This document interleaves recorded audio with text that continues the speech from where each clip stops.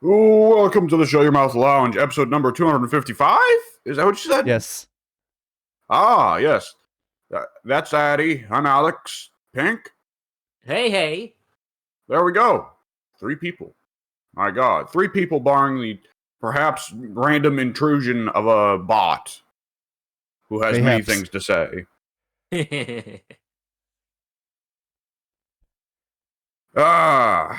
So, Pink, you got anything coming out on your channel this week?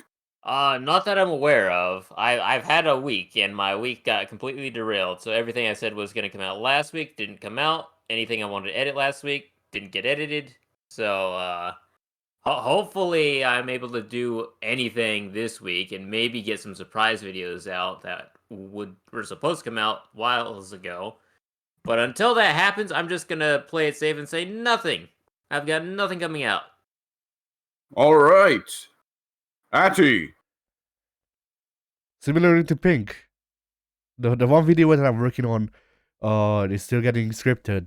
And aside from that, well, I haven't shot anything alone. I did want to try and get back to the streaming stuff, but that will require further setup because something's changed and bless you. Bless you. Yeah, thank you. Something's changed, and despite my innate paranoia, my brain is like, hey, wouldn't it be fun to actually try and stream for people? Or try and meet new people, stuff like that. And so I thought about trying to do proper live streaming. The problem with that is the chat. Main thing is moderation, because if I'm doing something on the video, then I can't focus on the chat and moderate it. Also, if I try to moderate it, then that will fuck up the video, because my PC was built for way less demanding stuff than what I'm trying to get out of it. So right. So it's a thing of well, I can enlist Nightbot. I know Nightbot, and that will get rid of that will ban certain words and stuff like that. Okay, that's fine, but I can't rely entirely on a bot to do all of the moderation, because, or at least I don't think I wouldn't be comfortable doing that, because you can't really appeal to a bot, they don't have humanity. That's kind of the thing.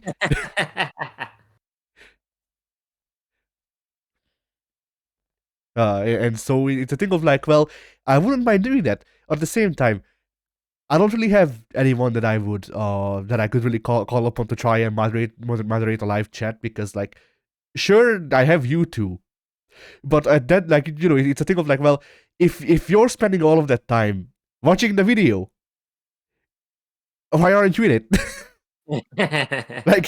That's a good point. The reason that we don't shoot as much stuff as we used to is because you don't have time, not because you don't want to. So it's a thing of well, or at least I'm assuming. Yeah. So I'm assuming that it wouldn't be any easier on the two of you to try and moderate a live chat than it would be to actually just be in the videos. In theory, it would be easier, because I assume the mods would still be able to operate via Twitch chat on the mobile app. But I wouldn't be doing it on Twitch. What are you live streaming on then? There's only probably YouTube. Is Mixer live again? No, probably I'd probably do it to YouTube, because it's easier, because I already have my setup for that.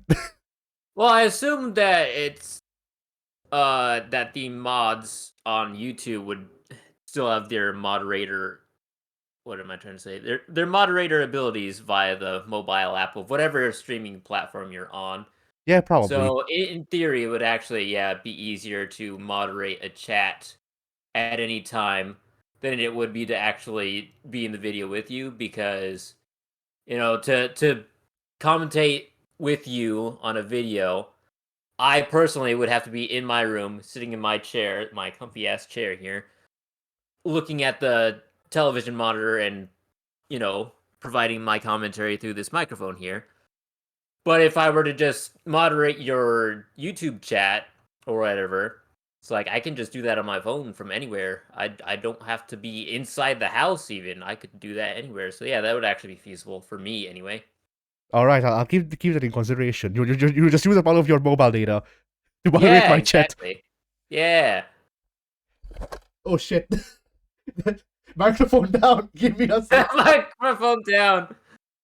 It sounds like He was so young. Addie's been lost in a can or something. Oh I man. can't believe it. How could this happen? Addie's fallen in a hole somewhere. My internet's falling in a fucking hole. Oh no.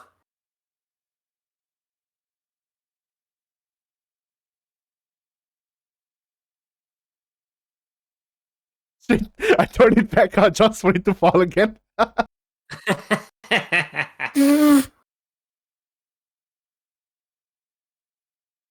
This was the day that Addie's microphone tried to commit Sudoku. My God. All right, maybe I'm back.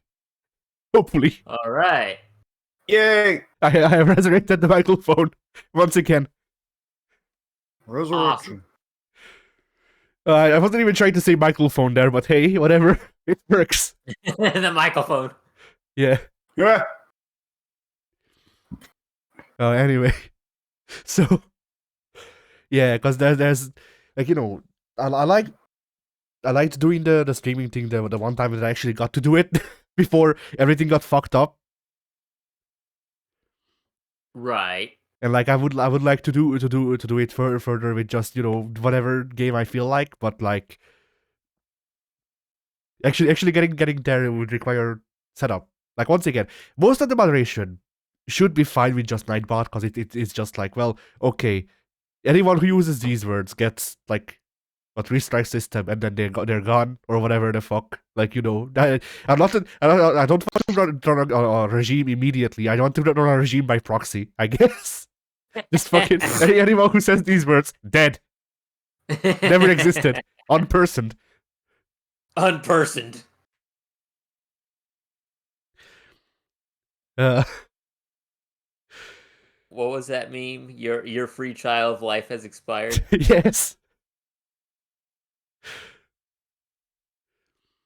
I But can't but, believe- but for me to get there, I will need to redo the BRBs, which like I keep making the BRBs. I have yet to use it. I used it once actually.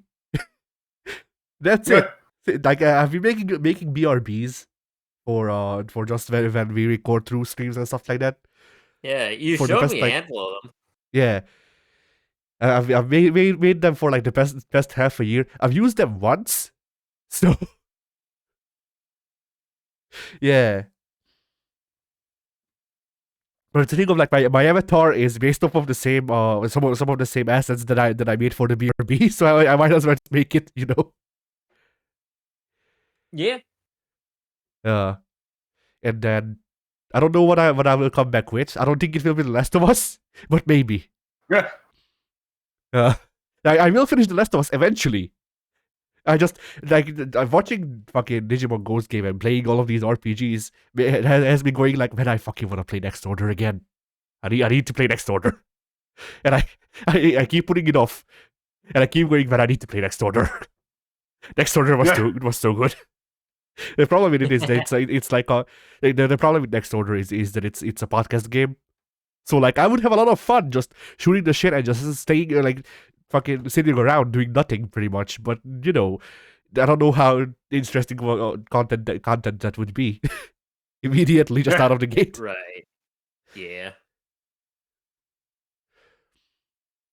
But yeah. So yeah, streams maybe eventually. Like I will definitely wait until I'm not sick anymore, so that I will not sound like this. Yeah. And then we'll see how things proceed. And that's pretty much it for my end. W?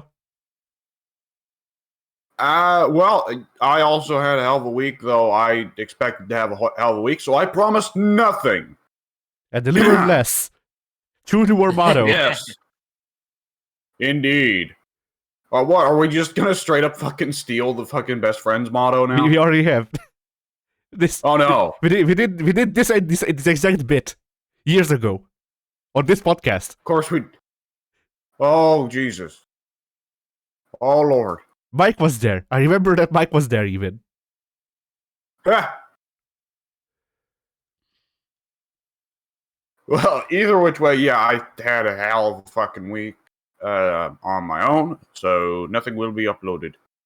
All right. And nothing will be uploaded until I move at the very least. All right. Well, Pig, Yes. you are weak. I am weak. That is true. A pathetic shell of a man.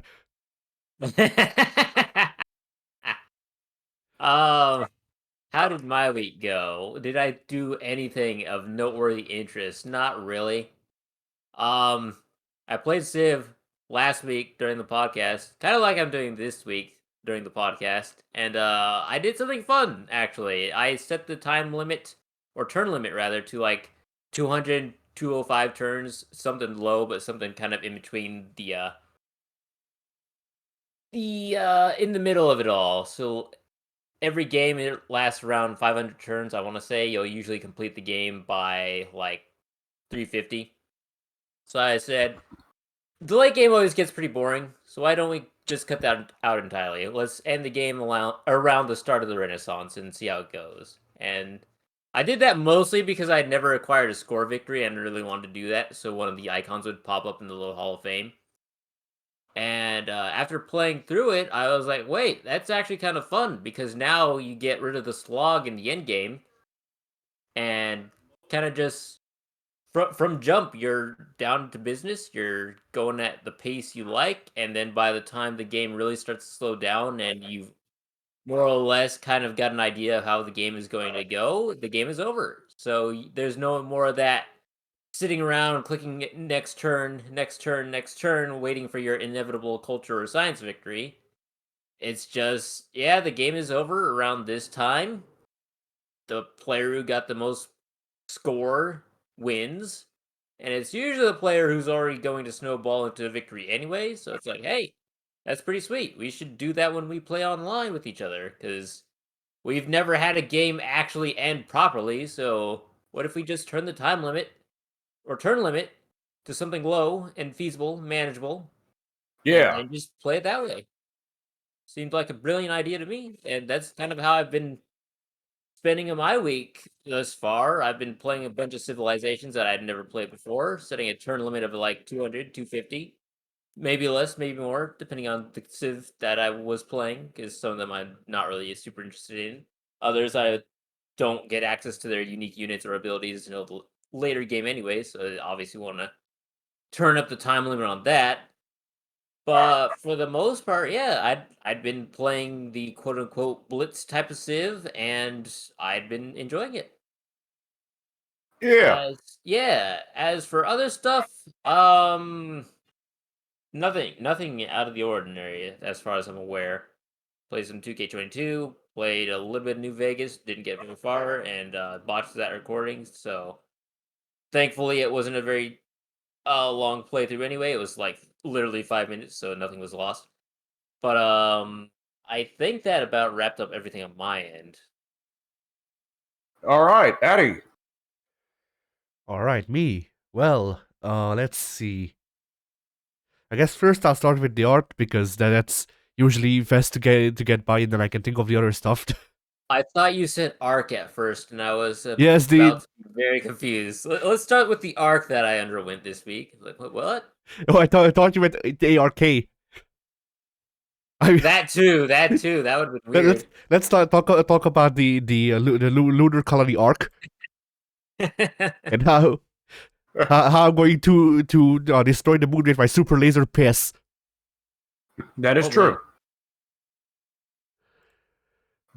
Do not play the clip. I know you're tempted to play the clip. Do not play the clip. No, I'm getting the link to the art.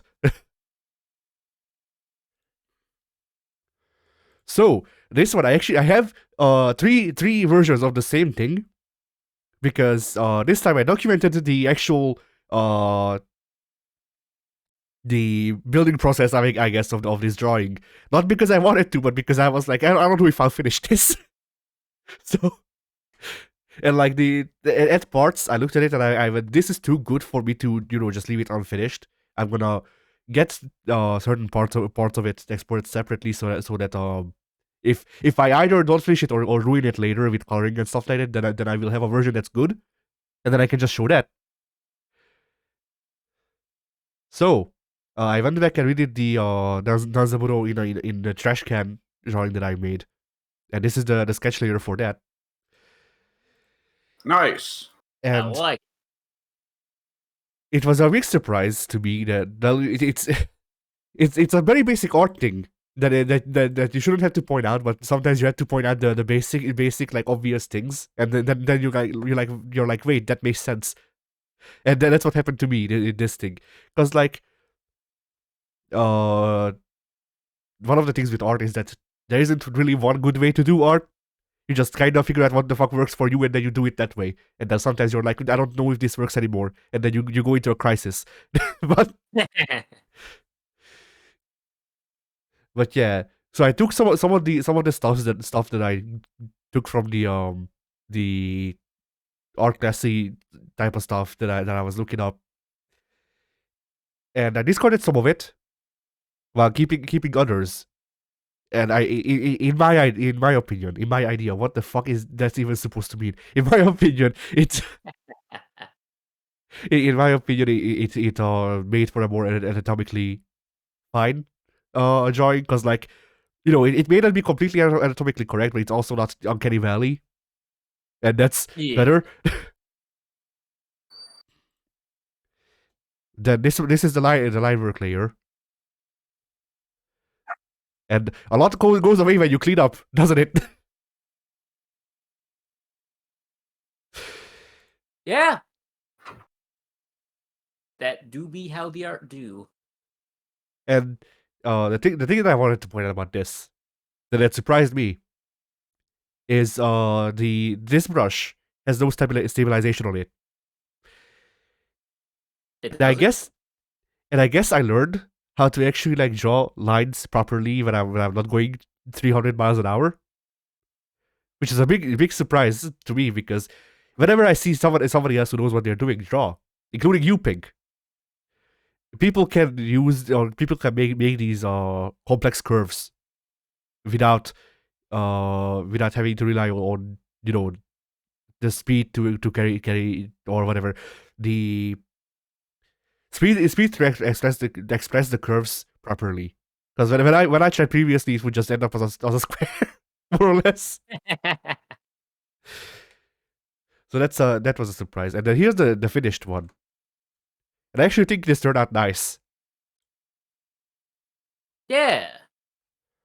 I don't know how I feel about the background completely, but the background that I tried to make didn't turn out so good. So I just went, okay, you know what? No, we'll just have Good. we just have like colors. That's good enough. Yeah. But yeah, this turned out good enough that I thought about actually posting it online, but I don't know yet.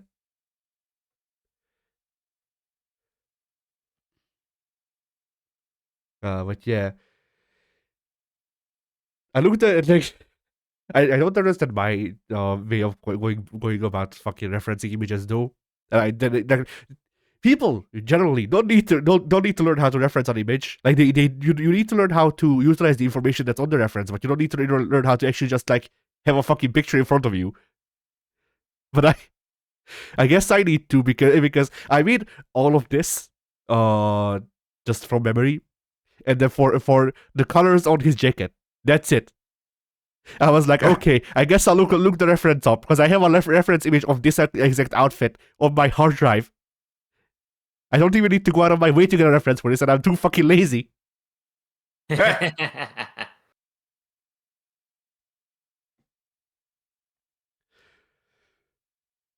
But yeah. So I don't know what I'll fucking do to actually get myself to use references consistently, because like they are useful. Like it's it's a dumb thing to say, but it's a dumb situation that I'm in. But like references are useful. There's a reason people use them. So why don't I? And then when I'm drawing, I just like I don't know. I don't feel like it. Or even if I have like a reference in front of me, I'm just like, okay, so what are shoes? Okay, shoes are this type. All right, I'll try, and then I try it. It looks nothing like that. Like it looks nothing like the thing I'm actually trying to draw. Uh, but yeah, I also think the Japanese writing on the gourd turned out pretty nice. Specifically, like good thing. Fucking the kanji for water is easy, and I know the kanji for fire because I just wrote fire water. Fuck it, whatever. Nice. Excellent. Yeah, but yeah, that's art. Then let's see what did I do? I uninstalled Neo 2 because I was just like I got to a boss that felt like it was a big stat check, not a skill check, a stat check, Yes. and I spent 2 days fighting it, and then I was like, well, am I actually enjoying this game? Like, am I even enjoying the parts of it that I enjoyed thus far? And then I went no, so I just uninstalled the game. Because like the parts of Neo that I liked, or the one part that actually sets it apart from Souls that is actually well implemented, which is the stance switching mechanic. The switch glaive, which is my weapon of choice, utilizes this very much. Like the weapon was built around stance switching in the middle of combos and linking multiple strings together by switching between stances and stuff like that. That shit is fun. Like when you actually just genuinely stun lock a guy to death, regardless of their size, and then that's cool. Yeah. And then there's this boss called Gyuki, I think. And Gyuki is a big fuck off spider bull. Did you say Spider Bull? Yes. Oh. Interesting. And Gyuki deals damage just passively, pretty much.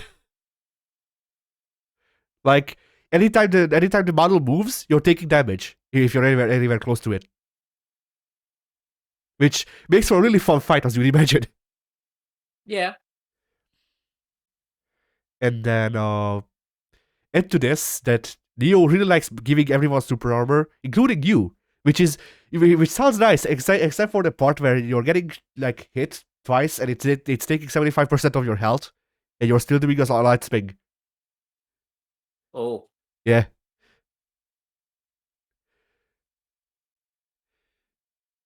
And that fight didn't really like let me utilize the combo system because of the super armor, because Yuki was like, okay, cool, I don't care, and then just still take off 30% health with one shot. And then, Oof. by the way, the Yuki only attacks like twice. Like there's no real single hitting stuff it does, except for turning. If it turns, then it only hits you once, but then that hit is 75%.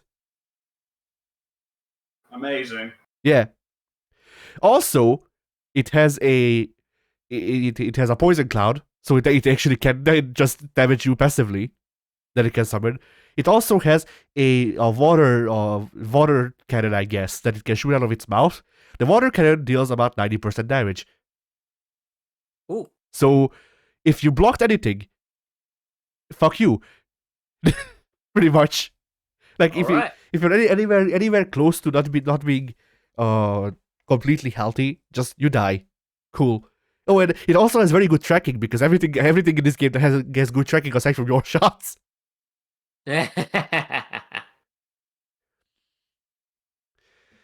And I was like, okay, I'm only at the level that the level is supposed to be.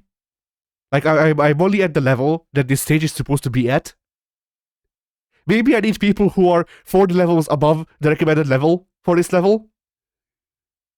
So I summon a bot of a guy who's who's at level 100. The bot is dumb because it's a bot. Sure, Its stats, however, are supposed to be good because it's a level 100. Well, souls, generally speaking, when you get summoned to another person's world who's massively lower level than you get auto leveled down to about their level. Not in Neo. Not in Neo 2. Okay. Well, it's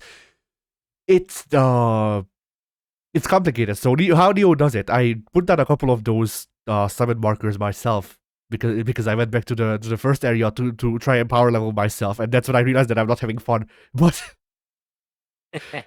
how it seems to do it is that there's a certain amount of levels that you can be within the recommended level for that area, the entire region, and then if you're in that bandwidth, then you can then the marker you put down will be at your current level. If you're above it, then it will it will debuff you until you reach the maximum allotted level. So like for the first level of the game, you can only summon people who are at most level 39. So that's what one of my markers is. But this guy, the levels recommended level was 75, 76, 76. I was at level 76 going in. I leveled up multiple times throughout the level itself.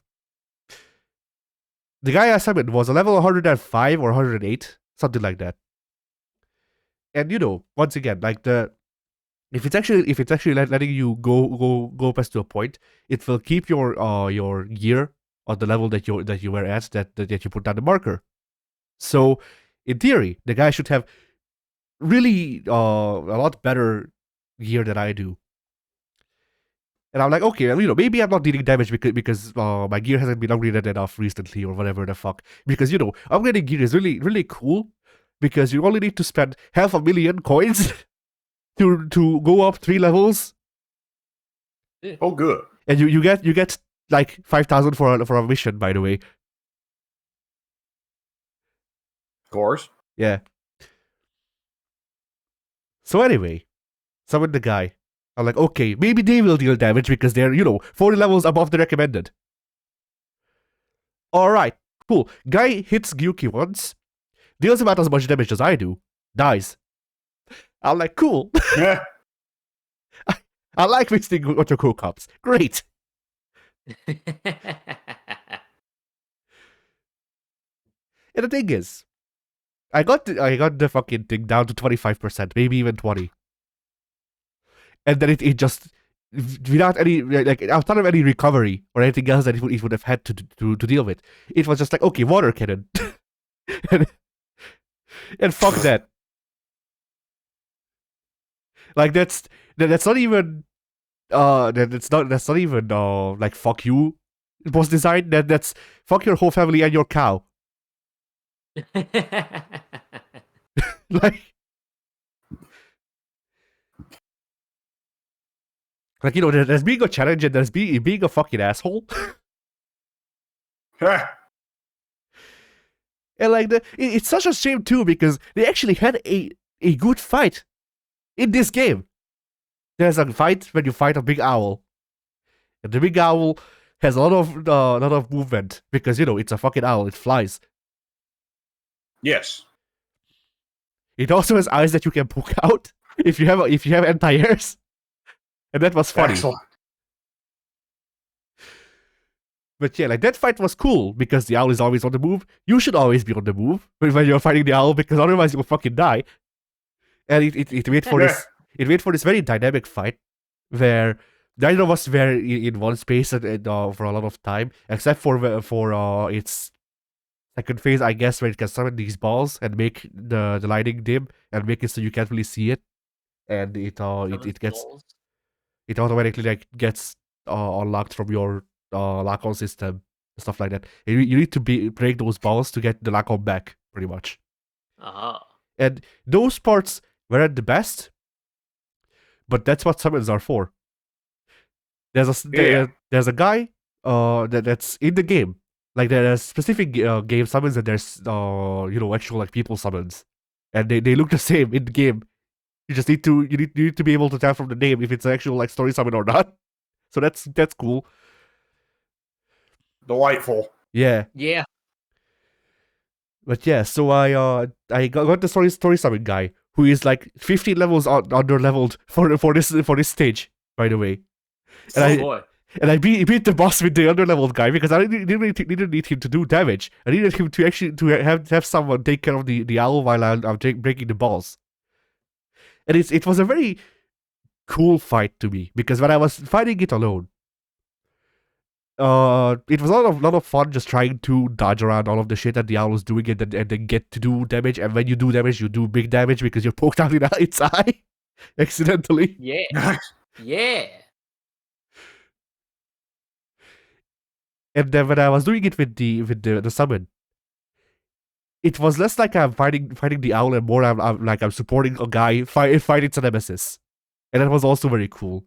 Because it was just the summon guy who is under level for this level, and the owl just fucking slugging it out while I'm in the background, breaking all of the balls, and sometimes hitting the owl's legs. Yeah. And also, like, the story takes place during a time that I actually fucking know. Like, I am, vaguely aware of what happened in that part of the feudal era that Neo 2 is set in, because it's the transitioning from Nobunaga rising to power to Hideyoshi, and then Ieyasu, which says nothing to pick, and maybe says something to Naruto, but I'm not sure. To be honest, I can't hear super clearly with the one earbud. Fucking Monkey King. I apparently don't know what you're talking about. Hideyoshi, he was always shown as a monkey, whatever. So, the big twist, I guess it's a twist. I don't know. One of the big twists that I've seen in the game is Toyotomi Hideyoshi, not an actual person, according to the game. No, two guys. It's your OC and also a guy who is not named Yoshi, who can give him the name Hideyoshi together. Because your guy your guy is named Hide or Hyde. Well, I called him Hyde because fuck it. The game is anime. They would call him Hyde. Hyde. Yeah. But yeah. Yeah, your guy is named Hide.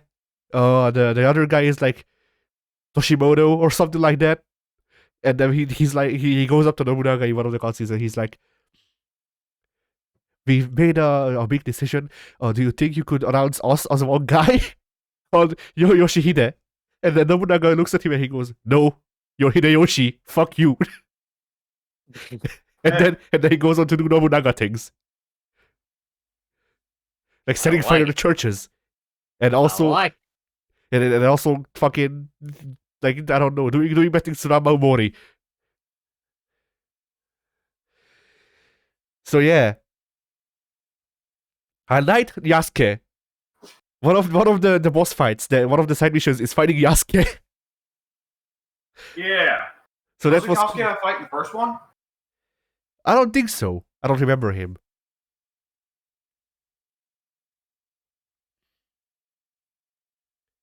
No, I think Yasuke might have been dead by that point.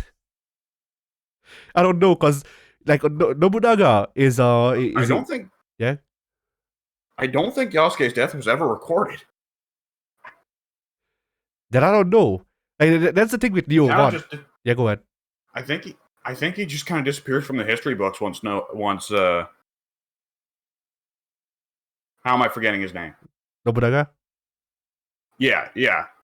Once Nobunaga dies, Yasuke just kind of disappears from the history books. Yeah.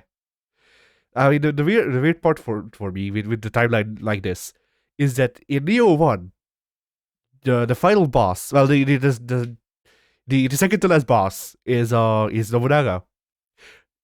Going by this game and that game, which, like, from what I can tell, it's a this is a prequel because otherwise things don't really line up. But in either way,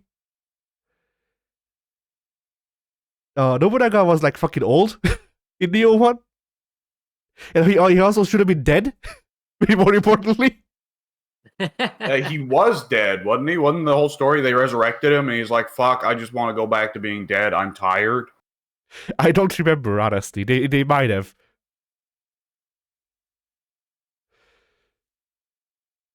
But yeah.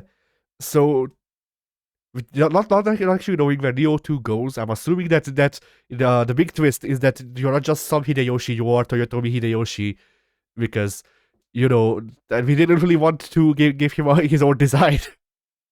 And we wanted to fulfill the power fantasy of ruling Japan and then getting bitched out by Tokugawa Ieyasu. No, actually, wasn't he the one that tried to invade Korea? And I was about to say, bad? no, Ieyasu wouldn't be beating you up. You'll die in Korea. Yeah. Because Hideyoshi was the guy who tried to invade Korea. Yep. Ah, shit. So yeah, that's Neo 2. I finished Dragon Quest Builders 2. It's a game. I can How really can you I prove would have that? told 'Cause you I to don't never think you start it. can.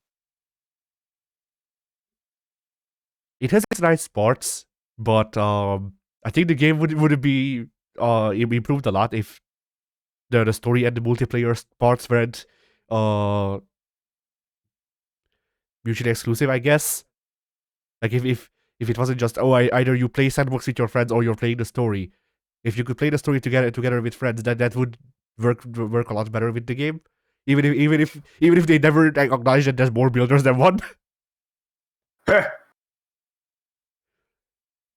And actually, no, they acknowledge that there's more builders than one because when they introduced the multiplayer, the fucking sage guy, the Harry Hermit, he's like, you can summon other builders from alternate universes. All right, so why couldn't I just summon more builders from alternate universes to help me build the fucking temple or whatever the hell, you know?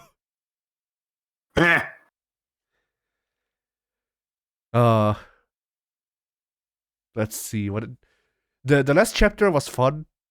It was an interesting spin of the last 3 chapters of the game. Yeah. Let's see what can I really what else can I really say? They didn't expect it for the game to turn into FTL. It doesn't. That's a joke. It looks like it at one point though. What is FTL? Faster Than Light. It's a strategy game. Ah.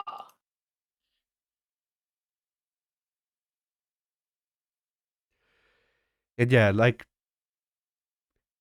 no, I was going to say something. What the fuck was I going to say about the game overall?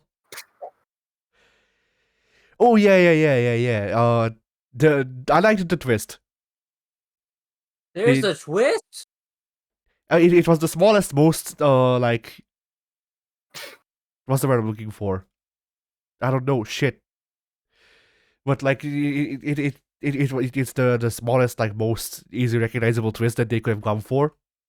But it's worked fine. It was cool, it was okay. It didn't detract from the story. Nice. Well, I think there's one twist you can see from literally like the first 30 minutes of the game coming. But yes, but they do something with that twist. There's a second twist on that twist. There's a Twist Ah. there's a on top of that twist. there's a Pepsi twist. My Ew. God. The fucking the turnbuckle pedigree. Oh. That's the Pepsi plunge. Yes, it Right. is. The Pepsi twist is the hammerlock lariat. Right. You can tell I never liked CM Punk. As you shouldn't. But yeah. Then. Let's see. I keep getting shit in Paladins. keep unlocking characters and stuff. I got the worst skin. Nice. That's a high What mark. was the worst skin? The worst skin is Pepper. Pepper? Yeah. Pepper What is Pepper? gender bent Pip. Okay, I What's didn't the put worst enough skin? time with the game to remember who these characters are. You know Pip is the little the fox what is guy, he, a the healer. fox? Yeah. Oh, yeah, that guy. Yeah, Pepper is pink Pip with tits. Did Of you course. say pink Pip? What? Pink? Did you say pink Pip, or what Yes. was that? So Pepper is pink, Yes. Well, purple, I think, but yeah. purple. That's odd that they changed the color entirely. And yeah, I got that skin for Pip because if you do certain missions, you get chest rolls, and I rolled that out, and it's like an exclusive skin or whatever the fuck they call it. So that was funny. Right. Yeah. I haven't played Pip since. I bought 3 other healers. Character ruined. The thing is though, because of how I am, if we play together, I will probably pick Pip just so I can annoy the other team, because people hate that skin. Funny. Okay. Passive debuff to the enemy team. They will aggro on me. It's fine. I'll feed for you.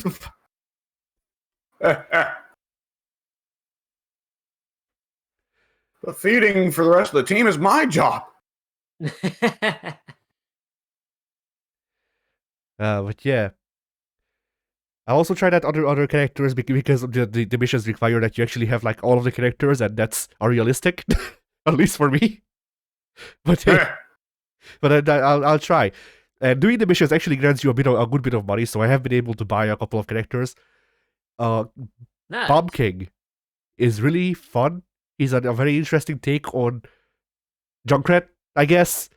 Like it's Bomb King and the Bomb Queen, which is Betty. Both got bits of Junkrat. Betty got a lot more than Bomb King. but Yeah. but instead of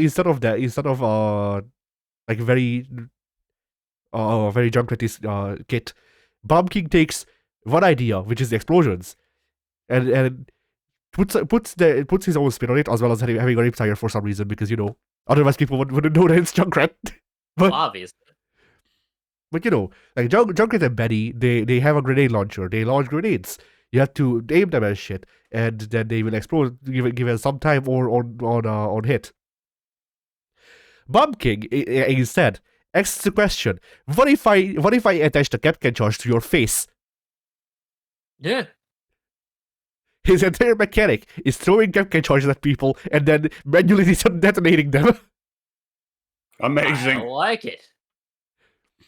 Like he can do that. He can make people jump. And then what else can he do? He has the Riptire, and that's it. But still, like the entire gameplay mechanic of chuck shit at people, wait, blow it up when enough shit has been chucked at people, is a lot of fun when you get into the swing of things, because it's like Bomb King is a very feast or famine character. If you can get your shots just right, if you keep missing with the shots, then you're not really doing much. But if you get like 5 of those charges on one guy, and then you detonate them, and you have the perk system or whatever, the talent that makes it so every explosion following the first one deals increased damage, you just delete Oh people. boy. Yeah. Eh, Like, apparently it's been a problem with the game that tanks get deleted immediately, which I can confirm. But boy, have I not seen a tank go from existing to not faster than when they're under pressure, and then I'm just like, hey, so what if I gave you a couple of bombs? it kind of is the natural counter for paladins to make tanks be kind of squishy compared to Overwatch's whole issue for a while there. Yeah, that's very true. Oh, and then let's see. I tried out Io or Yo. I don't fucking know, the chick with the fox summon that she can summon that Yeah. heals people. I love her. I have no idea how she works. The character with that asshole that we actually got banned, probably because I got a pop-up saying that stats have been taken. But yeah, uh, she's interesting. Like she's not she's not the most evolved healer. But if you go with the right perk, then you don't need the most evolved hero. You just need to be pretty much. Yeah. Like a lot of healers are The kind of like Lucio method. yeah, like a lot Yeah. of healers are like Grover or Lucio, where it's like, all right, so I stand near you and you just feel better. I'm just that great of a guy. Feel better. Feel better soon. But instead of standing near people, characters like the EO and Ying, they have things where they're just like, okay, so here's my pet fox. You can pet it, and it gives you health, pretty much. Alternatively, I can also wave at you, and that also gives you health. But whatever, we reserve that for panic situations. And then Ying is interesting. Ying is I don't was it Symmetra maybe that I could really compare her to, but not really. Like that's the thing. Like her whole thing is illusions and like mirrors and stuff. I guess. Yeah, she's got some similar mechanics to Symmetra, but not entirely. But Yeah. that's the closest comparison we got. And Ying was also a lot of fun. I actually liked her better than I did EO because with Ying you can sick the clones on people. Yeah. And so it's just a thing of like, okay, so now there's two of me. Also, one of us is giving help to everyone around us. Also, if you try to attack the wrong one, they just start heading towards you. Uh-huh. And it's great. I love it. And like the people have been saying, I looked it up recently, and apparently, less and less people are playing paladins. Because of Kasumi. Apparently, Kasumi made apparently at least 1,000 people quit. Who's Kasumi? The newest character, she is Sadako. That's it.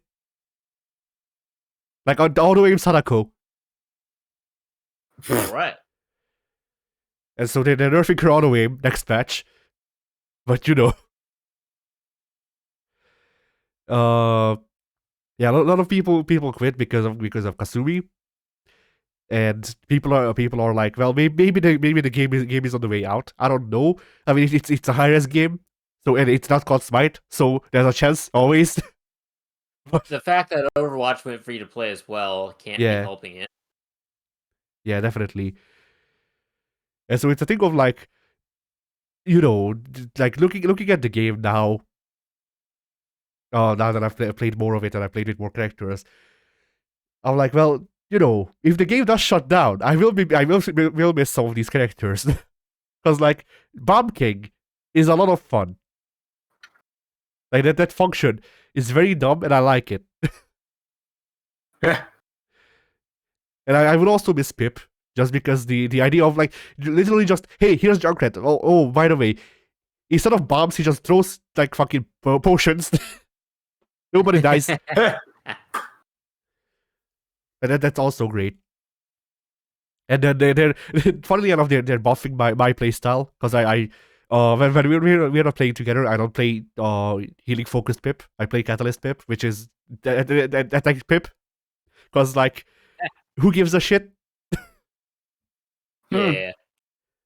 I don't actually want to keep people alive, but I'm not playing with you, I guess. Yeah, but that's the thing. Like, if your team has enough coordination to keep themselves alive, then you can just heal them every once in a while with the potion, and then just actually do stuff instead of getting constantly cock blocked with combat medic, which like I don't like combat medic because it makes it so you can heal a lot easier and a lot faster and a lot more consistently. At the same time, it makes your shots stop at people. Like the closest ally it hits, it stops. And that's a problem because people tend to walk in front of each other, thus making you not heal. This is true. Also, it means that you're not actually like dealing damage to the enemy team. So, kind of feels like you're getting excluded from the game. Yeah. But yeah. And then I feel like there was someone else. Oh, Drogas. I liked Drogas. He's weird. he's he's just fucking. I don't remember her name. Justice Race from Above. Farah. Farah, yeah. Yeah, he plays like Farah, but has a Shoryuken. That's his ult. Instead of just straight above. I mean, the Shoryuken just works like the Riptire. But is the Shoryuken the uppercut or the uppercut? Projectile. The uppercut. So he uppercuts people straight up? Well, in theory, yes. In reality, it works like a Riptire. So. Like, it could be a lot cooler, but it's not. But yeah, Drogas has also been good fun. And those are the ones that I found that I really particularly liked. There are some characters that I don't understand. Like, I tried out Ceres, who is supposed to be like the best healer in the game. I don't get it. Similarly, Genos seems to be raw. Like, Genos does nothing for the most of the match, and then he has an ult, and then he gets a counter kill with good spacing, and then he goes back to doing nothing for the next 15 minutes. Like he can't heal. He can keep people alive, but I guess like I'm spoiled by Pip and knowing how to play Pip somewhat all right, so I can do more healing more consistent, or well, not more consistently I guess, but I can do more healing in bursts with Pip than I do with Genos over a long amount of time, and Genos also kind of feels like a burst healer, and that's my problem pretty much. Yeah. Like it feels like he's just doing less for more work.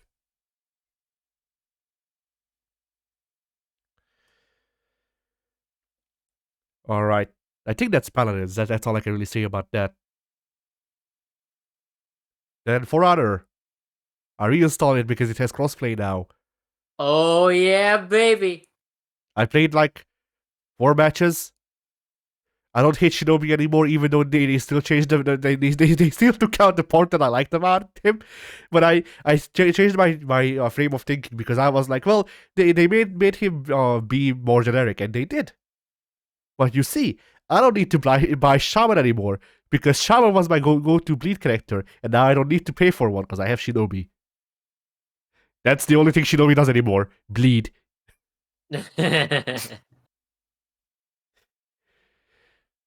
But yeah, it's funny because like I have enough money to buy another character, but I don't know who I want to buy, because I don't really want anyone. So, because there's still characters that I used to play a lot that they changed since or before, or fucking between the time that we played and now.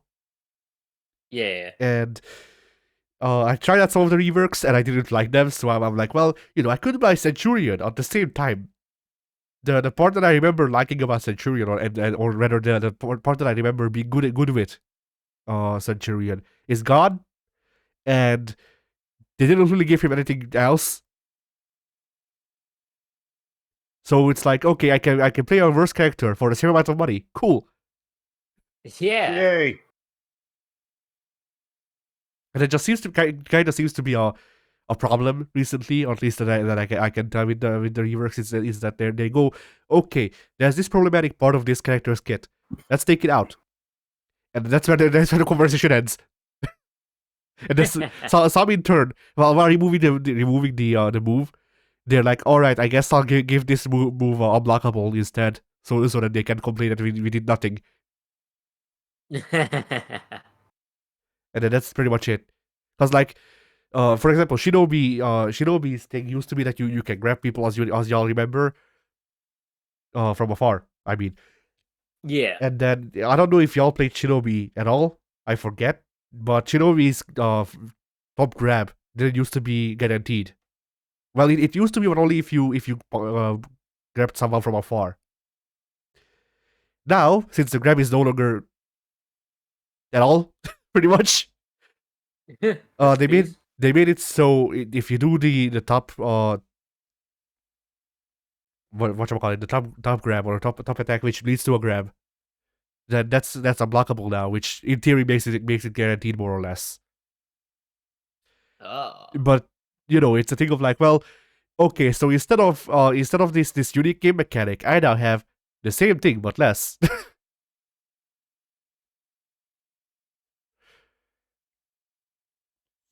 And then also with the newer characters, like I haven't tried out the pirate and the magi, so maybe they're good. I mean, the magi has stances. I don't know how that would work exactly, but whatever. Like it's probably just the same way that the Aramusha and the lot have them, but whatever. Dances scare me. But like the Magi. magi, yes. There's two outworlders, I guess. I forget what they called them, but there's two not faction specific characters. One of them is the pirate. One of them is the magi. And there's a third dagger person coming in theory. Huh. The magi uses Darth Maul lightsabers, pretty much.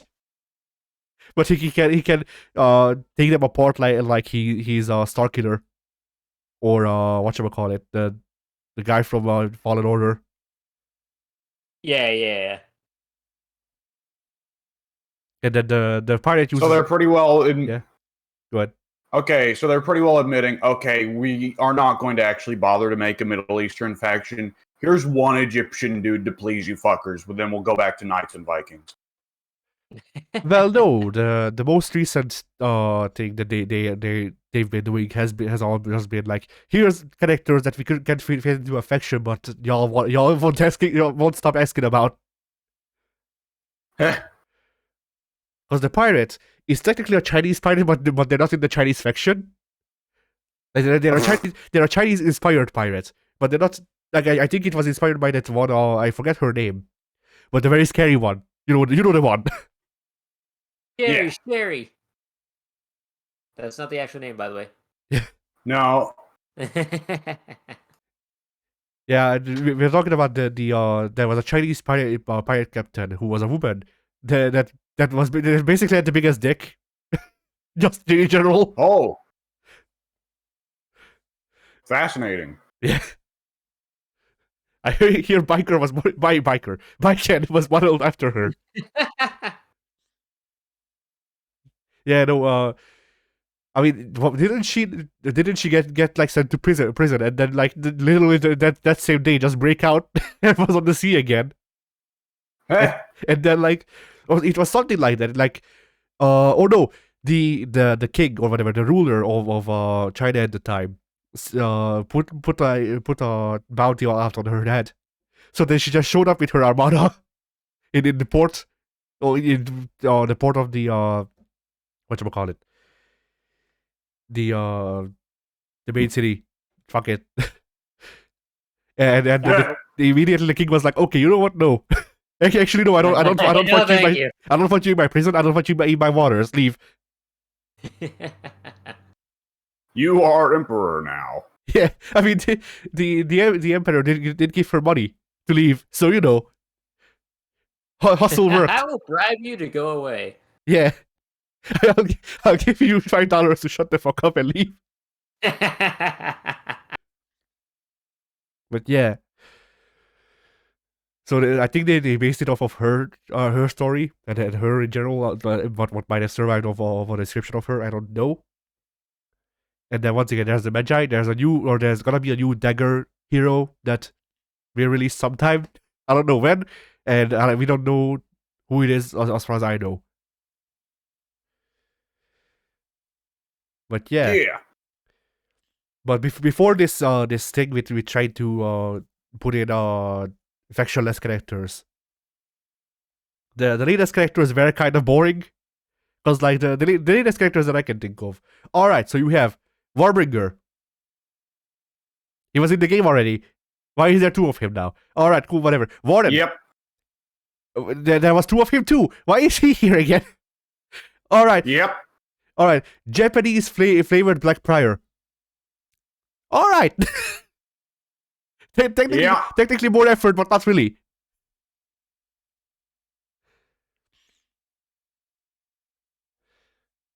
Like, genuinely, the Black Prior, and I forget the name of the character class, even though I played as them just today. But whatever. The US samurai hero and the Black Prior are mechanically 95% the same character, have the same strings, have the same combos, have the same unblockables and shit.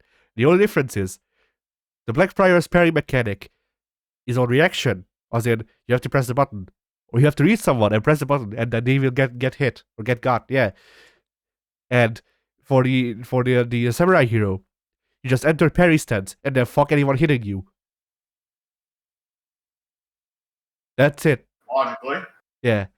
That's it. That's the big difference between those two characters. Pretty much the same pose, same attacks, same fucking unblockables. Once again.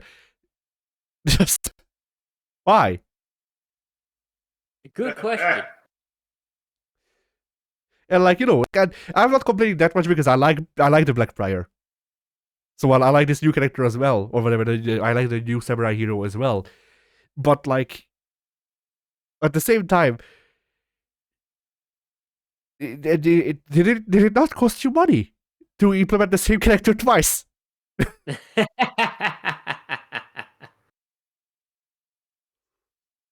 as much as it would have cost to make a new character. I guess so.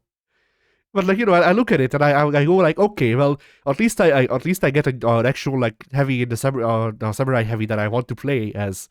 At the same time, like, someone had to pay for this character to be designed, and yeah, and that money could have gone to actually like designing a new character.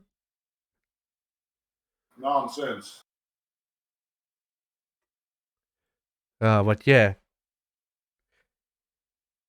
And then I guess this is something that I was supposed to lead in with to the video games, but I forgot. But I'm getting pretty close with recent happenings in the world in general. I'm getting pretty close to just being fucking like, going on by there is no ethical consumption under capitalism or whatever the fuck people keep saying arc. But I don't know if I want to fit it before or after I put on the Joker face paint.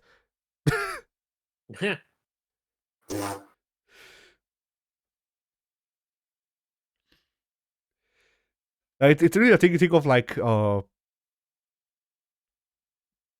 this like how do I put this? Everyone sucks in the video games industry, just in general, or rather generally speaking. Everyone sucks who is big enough to have a name. So, like, at what point do we just like I don't either just go I don't care anymore, or I just want to consume video games, I guess.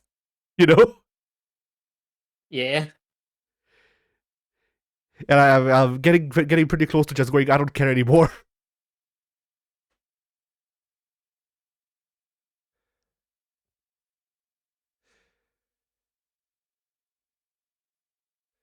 But yeah. I guess that's my week. All right. All right. Ugh. My week, let's see, has really been a whole lot of nothing. Off the top of my head, I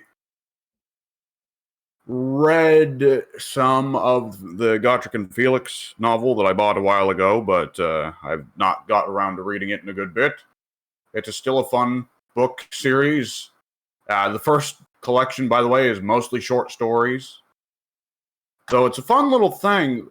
The first third is just pretty well short stories that do form a larger arc, a larger narrative, but not really. It's just kind of, they go down to the south and then they come back. The second one, though, is a collection of short stories of different adventures around a city that form a grander overarching plot of a Skaven plot. And I think that's cool. It's a fun little collection of classic Warhammer stories. Yeah. And other than that, the only thing I can recall doing that isn't something I just have talked about before incessantly and it's just meaningless is there was SmackDown the other night. I don't believe there's been any other wrestling that I've caught up on. There's not been any pay-per-views lately, right? Correct. My brain is... We talked Crown Jewel? Yep. Yeah, we did. Which, by the way, excited for Survivor Series. That's going to be fun. Yeah. War Games. War Games. I mean, Regal's contract has got to run out with AEW at some point, right? At some point, yeah. No, they signed him until he dies. That's his contract. Yes. Supposedly, some of those contracts were like, we will pay you $3 million a year for the next 9 years. And shocks, it turns out that a lot of people in AEW are now just kind of jerking off their way through. Yeah. I mean, what MJF already said, his contract is up until like January of next year. So like 2025 or whatever. 2024. Yeah, but he's going to resign. He's the big fish in the little pond. He gets over because he's the only one in AEW who isn't Mr. fucking Spot Master IWC monkey. Yeah. Punk, the fucking talking about buying out Punk's contract. My fucking God. Like, how bad... We would rather just pay you to not be here. All the money all at once. Yeah. Like, not even like fucking... Why not just legally, like, force him to show up to a few dates and job him out? Or inevitably it's Punk, so he's going to tell him to fuck off. Like, ask him to do a bunch of shit he won't do and then sue him for not doing it.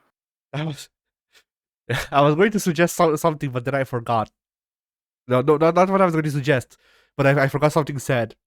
Because I was going to suggest, just book him against Inoki. Oh, just have a shoot fight. That I remembered. Are you asking someone backstage at AEW to slit his throat so he'll fucking go and fight Inoki in the afterlife?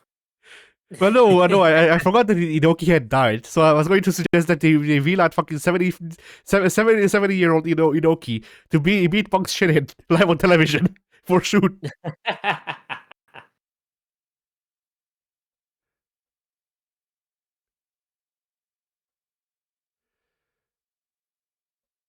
Is my internet back? I guess so. It better be. Where did it go out? When you're talking about the Inoki Heaven fight. Yeah, I was suggesting that I forgot that Inoki died, so I was suggesting that that they would just call him in and just have him beat Punk up for real, or live on television. I'm not certain Inoki could do that, but if you want to do the Inoki technique, pick up a random MMA fighter, let him do it. So they're saying in the rest, sign Brock Lesnar to fucking beat Punk up in AEW for real. That would be funny. So in the wrestling, I need to mention this because this is just what the fuck. In the wrestling thread, they're saying that the NWA World Heavyweight Championship has just gone from Trevor Murdoch to Brodus Clay. Did I put that in that thread, or is that someone else? Because I was totally going to mention that this morning. Billy Corgan doubled down on all the bad will he's gained over the past few months and put the NWA World Heavyweight Championship onto Brodus Clay. Yes, the man that is universally loathed across all wrestling promotions. So that's and politics. Yeah.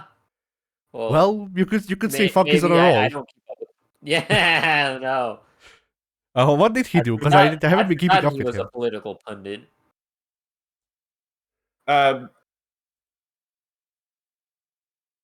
Clay, I don't know what he did in the wrestling world that makes people really hate him, other than presumably mouthing off and being an idiot like Ryback. But Brodus Clay's also gotten a lot of talk because he's a talking head for Fox News now. Ah. Which JBL has also been a talking head for Fox News before, but everyone knows JBL's an asshole. Yeah. That's true. Besides that, JBL's almost working his gimmick when he shows up on Fox. Either which way, Are you sure yeah, JBL is not the gimmick? Like, to me, I was just like, wait, Trevor Murdoch has not only still got a career, but he was NWA champion? Somehow, some way. I remember playing SmackDown vs. Raw 2007, not knowing who him and Lance Cade were, and just jobbing them out constantly. And that's the most memorable thing he did. Yeah. That is just weird. Billy Corgan really just kind of he's trying to do the whole Southern wrestling thing, I guess. Trying something. Currently failing, I'd say. Good. All right. So yeah, SmackDown the other night. It's I actually don't recall anything that happened. No, wait. Okay. LA Knight versus Bray Wyatt is a feud that's going to happen. That is a very curious choice. Now, I can see where they're like, both of these guys are great on the mic. This will be awesome. They're going to have some brilliant promo offs. What I thought was, okay, so we have LA Knight, a guy whose gimmick is that he's a very boastful athlete, versus Bray Wyatt, who is a multiversal fucking ghost demon possessed by the spirit of wrestling rage, who has 8 faces and is in a feud with himself. And it's like, okay.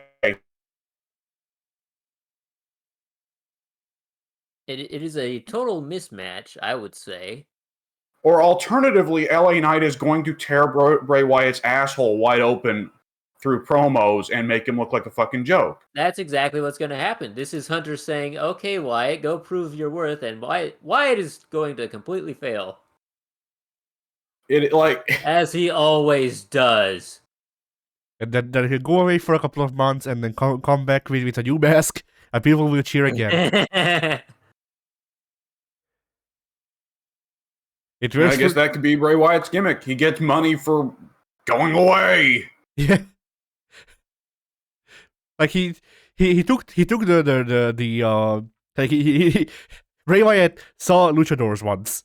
And he went, when they sell the masks. And then he went, I'm gonna sell more masks. I will sell all the masks. But like, honestly, they could make that his gimmick, and then just have him just steal people's masks, especially with mask wrestlers. Like imagine Bray Wyatt coming out with fucking Rey Mysterio's masks. they never explain it. They don't talk about that he's wearing Rey Mysterio's mask. He just is. It is stretched over the Fiend mask and doesn't fit. It's like tearing at the seams. Yes.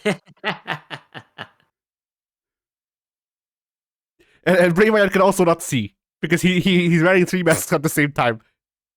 Yeah.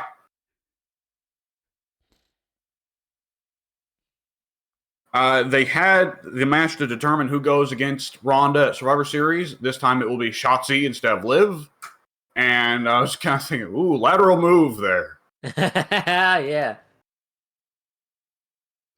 Pink, can you explain to me, Yeah, go ahead. Is there any reason other than horniness that there are so many people on the internet who think Shotzi is the second coming of Luthez? There is no other reason. That's it. Okay, so it's just that she has like an OnlyFans or whatever. Okay. Yeah. If there's something else to her, I don't know it. By the way, seeing that match, I was reminded again, why the fuck is Lacey Evans' finish just a punch? That's a good question. That is a great question. She was trained by William Regal. Regal trained her wrong as a It'd be child. awesome if she used brass knuckles, but she doesn't. Yeah. In the game, she does, which is weird.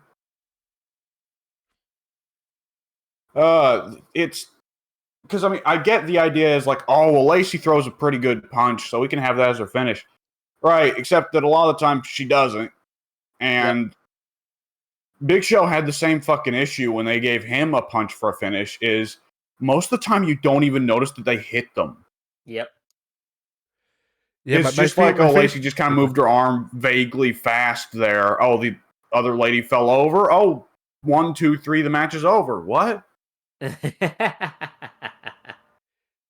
Yeah, I distinctly remember there was this spot that they did with Big Show where he was fighting. I don't remember who he was fighting, but he had like a guy, uh, just pretty much draped on the steel chair or not this chair. Fuck the stairs. And then the comment, I think it was Michael Cole who was like, he's giving him multiple VMDs as Big Show is just doing the world's shittiest 1-inch punch continuously to the Yeah. guy's the side of the guy's head. Like So logically speaking, in wrestling kayfabe, the man's head should have exploded, and they had to cart him out of the ring. yes, Probably.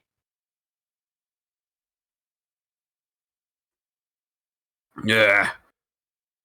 Liv, they keep giving Liv table spots. It's getting to the point where I'm almost expecting they're going to reveal her real last name is Dudley. Fucking Papa Dudley strikes again. I like how they specifically gave the 105-pound small lady the gimmick of trying to put people through tables when, obviously we've seen it's not exactly an easy feat for her. Yeah. Well, so far the only way she's been able to do it has just been using fucking Ruby Riot's old finish. Uh-huh. The old ass bomb. Uh-huh.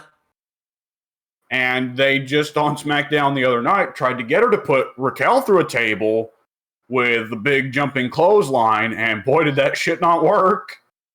Womp womp.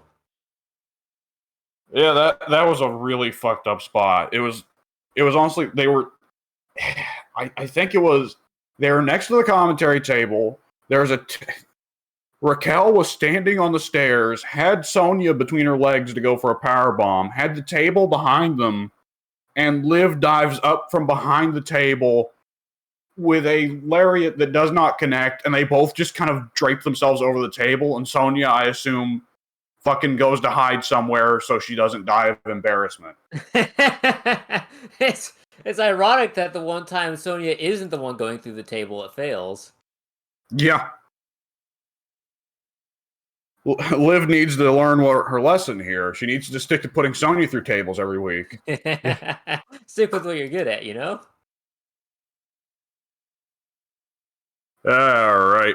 They're keeping up the gimmick of Shayna choking people out that threaten Ronda, and I'm thinking, God, I hope the payoff to this gimmick isn't just that Shayna is Ronda's minion and nothing else, right? Yeah, sure. Because I know Dede is always going to treat Ronda as the biggest star in the women's division, short of maybe Becky, and Becky keeps getting hurt, so that's meh. But I mean, I don't particularly like Ronda. Ronda friggin' sucks. I'm hoping this angle turns into Shayna gets beyond Ronda's control and turns on her. But this could just be, we want Shayna to take pins instead of Ronda. Yep. Ugh. They also are starting the World Cup tournament to determine who gets eaten by Gunther. It's kind of like the Nidhogg, right? Yeah. Bunch of people just killing each other so that the giant space worm comes down and eats you. Exactly. And it looks like a pretty exciting setup, but so far the only matches we've got were Santos Escobar versus Shinsuke, which was, well, it was a Shinsuke match. I believe it. Braun Strowman versus Jinder Mahal, which, oh boy. Yeah, that 5-star classic right there. I want Braun to stop doing the fucking run around the ring spot. Yeah. I didn't know what you were talking about at first. But yeah, that's kind of dumb. For sure. Like, for one thing, it's dumb. Yes, it's one of those things where it's like, okay, why would the other wrestlers not learn to fucking telegraph this when Braun does it in literally every match? But on top of that is a spot that doesn't work on any of the medium-sized guys. Because if Braun does it to another giant like Omos, it's like, oh my god, he knocked over Omos. Oh. Or if it's one of the little guys who are a little bit more jumpy, then they'll, do the old pounce cell, right? Where they go flying 30 feet. Yeah. But the medium guy, Jinder Mahal is not going to jump 30 feet, nor is it impressive to knock him over. So it's just kind of a lame spot. Yeah. It was a hardcore squash, and I was just sitting there thinking, like, Jinder's a former world champion. This is true. This is sad. And of course, Braun was fucking going on Twitter and getting heat, and flippy bitches, and all this and that, and he was working almost certainly. I'd have to imagine, but like, dude, you're a face. What are you doing? Uh-huh. Like, I don't think they're going to turn you heel for this. You may want the vanilla midget squasher gimmick, but I don't know that they want to give it to you. And even still, is it not just taking Drew Gulak's old gimmick? Kind of. Yeah. Of course. Yeah, anyways. It's fine. They'll just say that he was trained by Kevin Nash. So, I love Kevin Nash. Kevin Nash is great because Kevin Nash did a lot of good stuff with cruiserweights, but people still think that he's like a staunch opponent of cruiserweights because he made that vanilla midget comment in a shoot once. Yeah. And he was fucking working then to get more shoots because he was referring to what? Chris Benoit, Eddie Guerrero, Perry Saturn, and Dean Malenko, right? Right. I mean, the thing is, Eddie is the only one out of those four who had any personality. I mean, you're not wrong. At the same time, Benoit gained a lot of personality very fast. I think the word you're looking for is notoriety. Yeah. Yeah. Yeah, we're just going to say everyone who did something horrible has personality. We're going to... Oh boy, Hitler, what a personality. Yeah. One of the greatest personalities in wrestling, Alberto Del Rio. Hang on. Now, if you say that, Addy, I'm coming over to Hungary and I'm fucking drop kicking you. Yeah, nah. I've always disliked Del Rio. As you should. I was just vindicated after the news. Oh, brother, you have no idea. Is there new news, or are you referring to the old news? The old news. Old news. I heard about, I was like, how much further can he go? Alberto Del Patron is actively stomping on puppies right now. Yeah. He announces he's got a new car. Jesus Christ. Anyway, continue. All right. Either which way. They had Usos versus New Day. If the Usos win the match, then their reign continues and they become the longest reigning tag team champions in WWE history. Sadly, the Usos won, and I know I'm probably the only person left on this entire Discord who is only mildly just uncaring about New Day. I think everyone else is launched into a flaming rage, have them all crucified. But my God, the Usos are so fucking mediocre. And it just feels disgusting to me for them to be the longest fucking reigning fucking tag fucking champions of all fucking time. I mean, both of those groups feel that way to me because the Usos don't deserve it, and the New Day as a gimmick sucks ass. There we go. Like, the Usos aren't even in the fucking top 30 tag teams WWE has ever had. Yeah.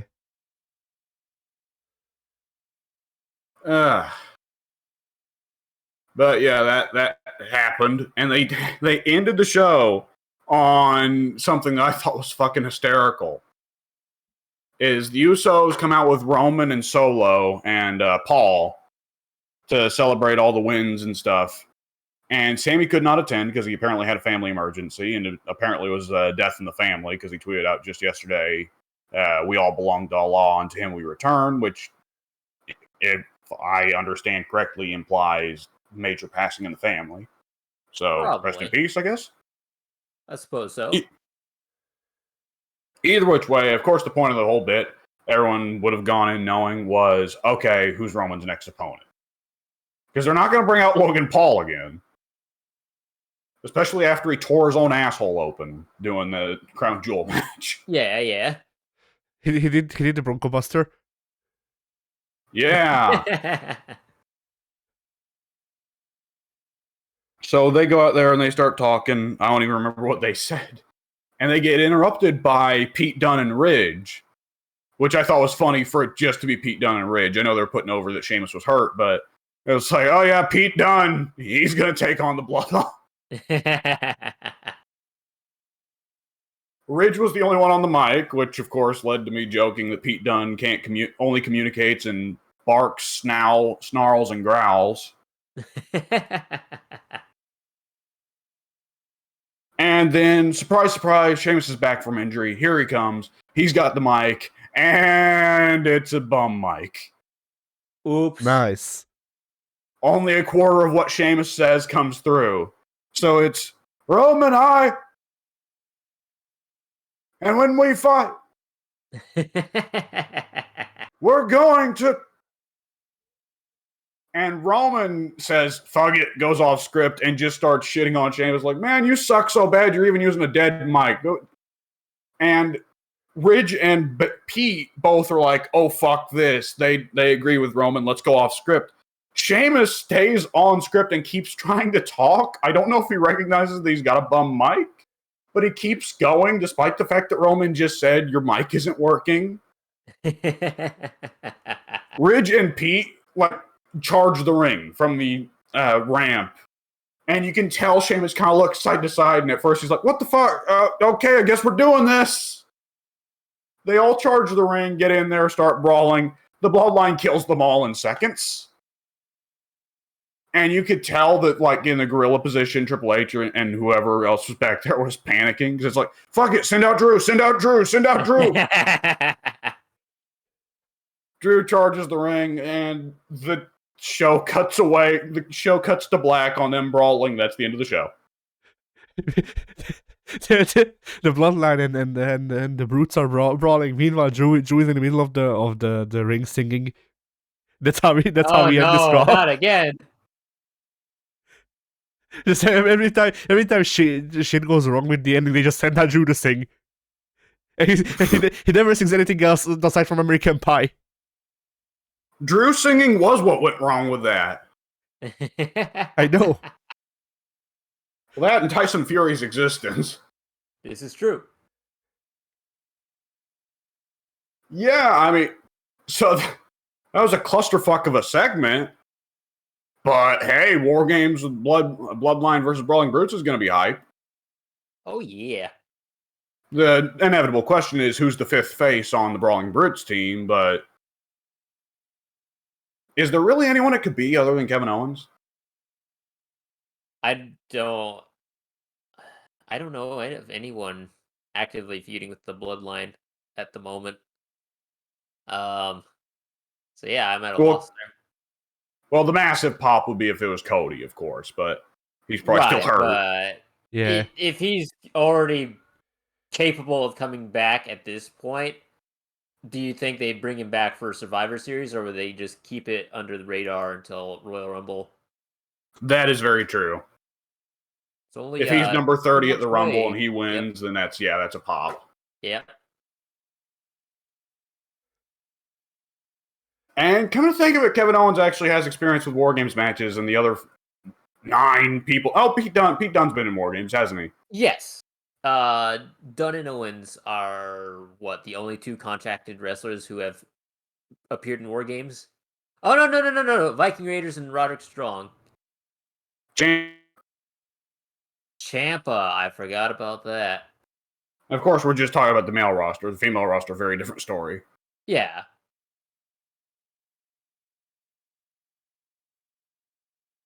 Oh yeah, Mia Yim came back, which is ideally just the first step to getting Keith Lee back. But hey, I'm a mark.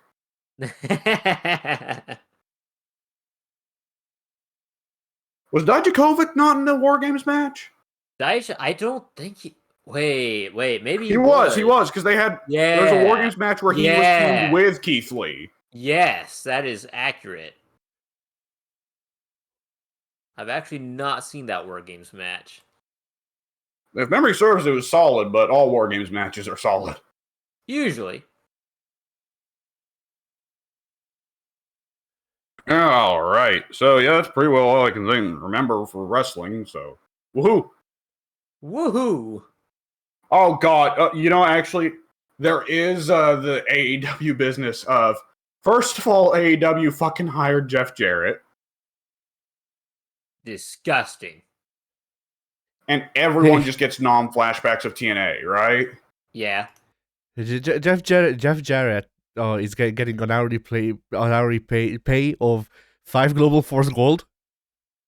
The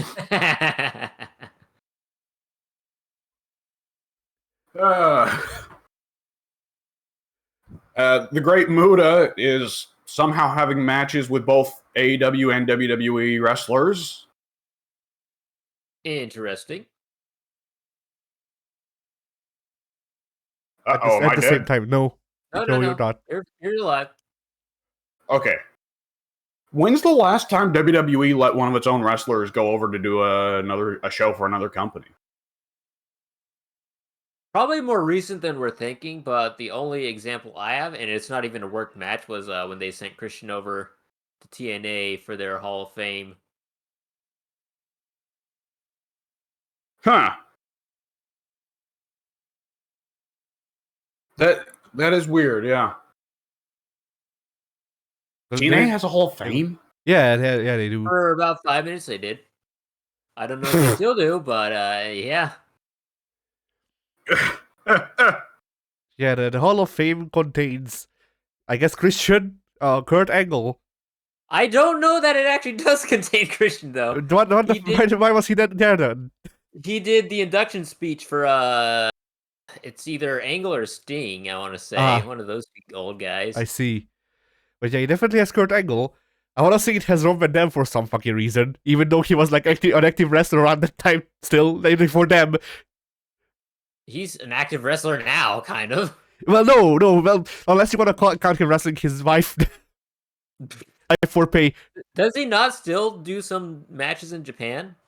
Yeah, I was about to say, I'm pretty sure Rob Van Dam is listed on the Noah roster page.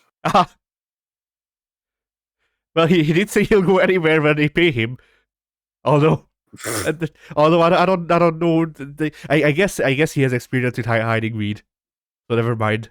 The rules are probably different for Gaijin, or at least I'd have to imagine. I don't know, because Bourne got caught, and right, but Evan Bourne is Evan Bourne. He's not Rob Van Dam. Yeah, he is not 70% made of weed. Yeah. I'd have to imagine that they've probably got experience with, okay, when you bring over the Gaijin, they usually bring drugs with them. And even then, it's not like pro wrestlers in Japan, like native wrestlers in Japan are innocent of fucking doing drugs. Yeah.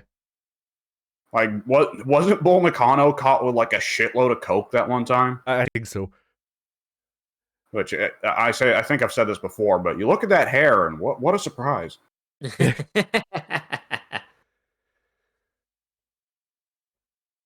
Either which way, yeah, weird news coming out in that regard. It's there was a shot on Noah that I saw, and I don't know if it was edited, where they were advertising Muta wrestling Sting and Nakamura at the same time.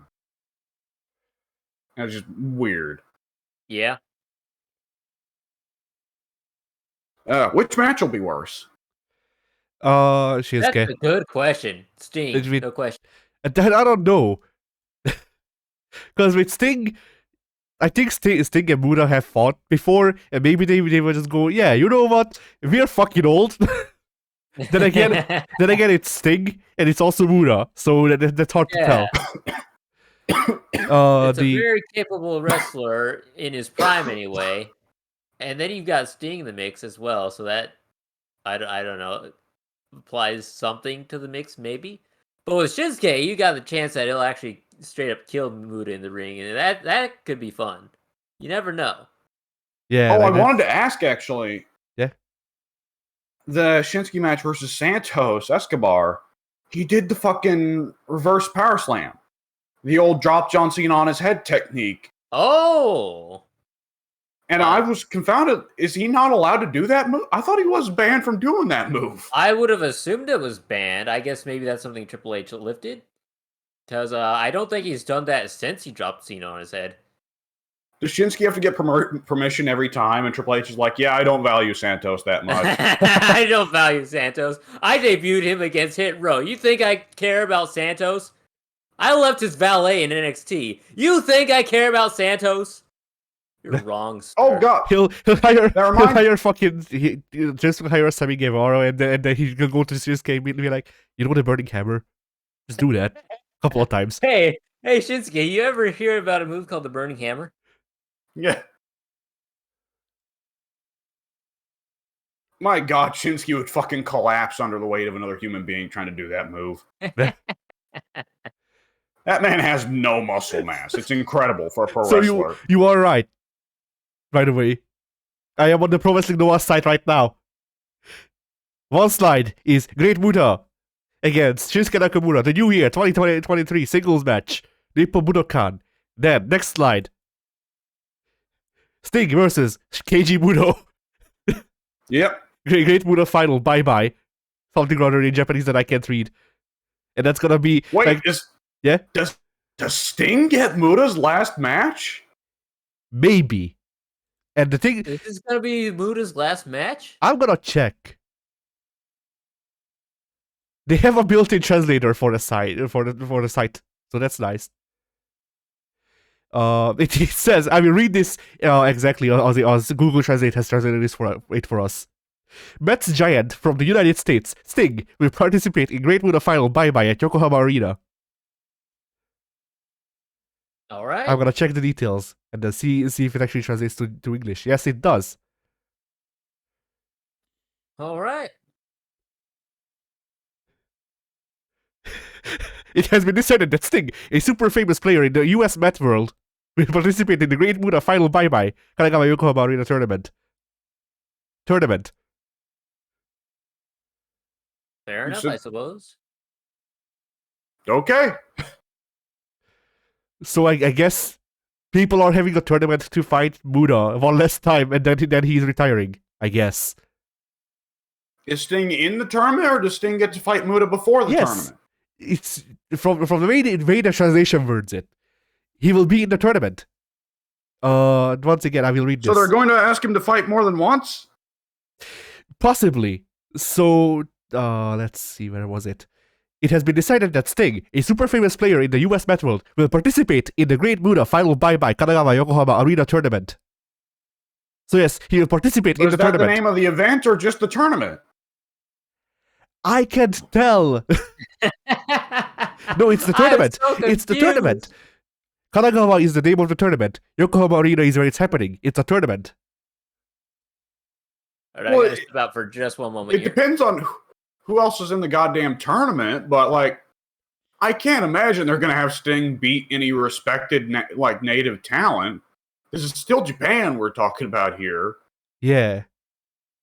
I'm trying to see if they say anything else from the about the tournament, but like all I can tell so far is that they have all of Sting's profile here. Did you know that his long coat and black bat are his trademarks? As they have a picture a picture of Surfer Sting. Well, Surfer Sting.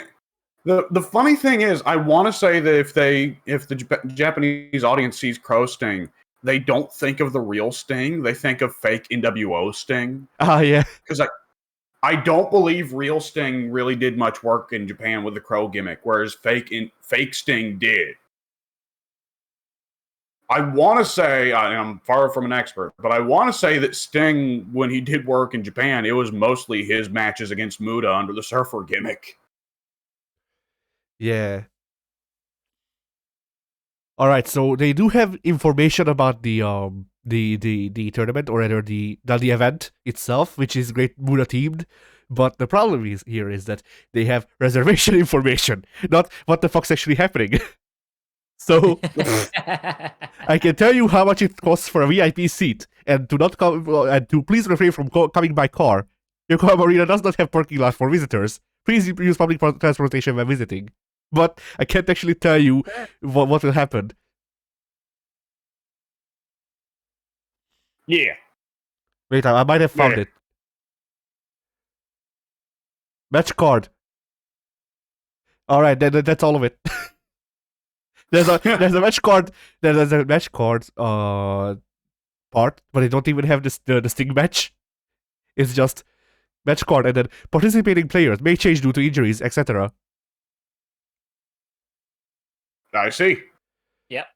So yeah, I mean, it is happening in 2 months, so I guess they have time for shit to finalize. But yeah, Sting is gonna be in the tournament, and then he will also have a match against Shinsuke. I guess I'll also read the thing for that they put up. Are they just going to set up a bunch of jabronis for Sting to kill, or is it going to be Sting gets one match where he gets killed by a actual young Japanese talent? We'll see. I'm gonna wager the first one, but yeah. Also, I'm gonna read the Shinsuke match as well. So Nippon Budokan tournament, apparently. Meet Great Muta. The opponent is WWE superstar Shinsuke Nakamura.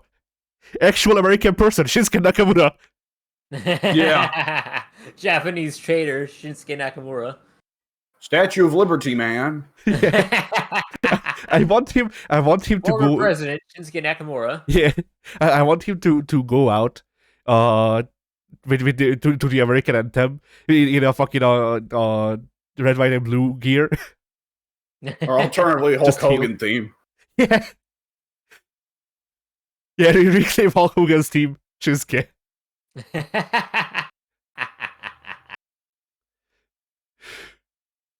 So yeah. That is gonna be his final match. So they're not talking about the Sting event in this one for some reason, but but yeah, on the first, there's gonna be this match with Shinsuke. Then on January 22nd of the same year, not only the appearance of Great Muta, a resident of the Demon World, who will have a final match at Yokohama Arena, but also Shinsuke Nakamura, whatever. Who cares about him? Exactly. Shinsuke Nakamura comment. WWE superstar Shinsuke Nakamura? What? Is it a dream? Illusion? Undeniably real? Actually American? Undeniably real. Yeah. I don't need words. Words, this is a miracle, he says. But yeah, anyway. Go ahead. Oh, did he die? He died from excitement. Yeah. Alright. Let's see. Do we have a card for this? I like this sentence for Shinsuke. After rising to prominence in WWE NXT and being 2-time NXT champion, he had an impressive record on SmackDown, beating John Cena, Randy Orton, Dolph Ziggler, and everyone in his path. Everyone. Yeah. They did the fucking match where they sent everyone out, like the fucking Cena-Orton match where they killed the whole roster, and Shinsuke just... Eventually, Shinsuke figured it out. As soon as people got in the ring, he just immediately fucking... Bomaye. What's it he call? He doesn't call it the Bomaye in WWE. Kinshasa. Yeah. Kinshasa, yes. Yeah, the Bomaye was in Japan, I think. Yeah, it was. Do we have a match card for this one? Yeah, go ahead. Remember that one year in the games where the move pack suspiciously included a shitload of Shinsuke moves? Yeah.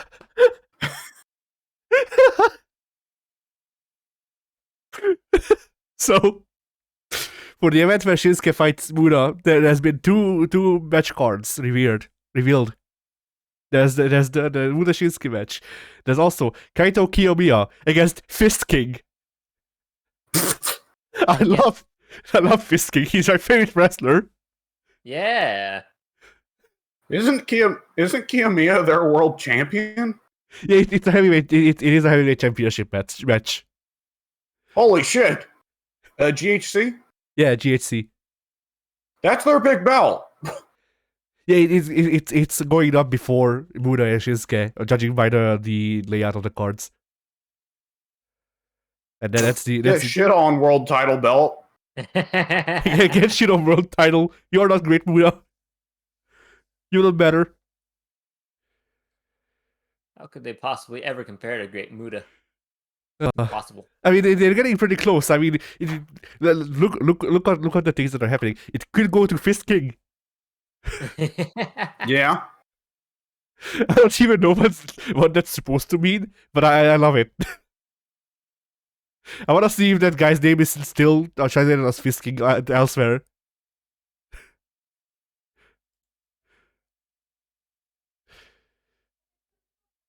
Anticipation.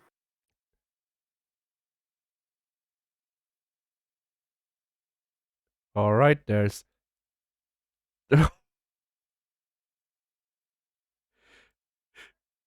Oh, there's a click here for live or whatever, you know, the VOD button, and Yeah. because of the translation, it says click here for missed delivery. Missed delivery? I guess. Click here to fuck up.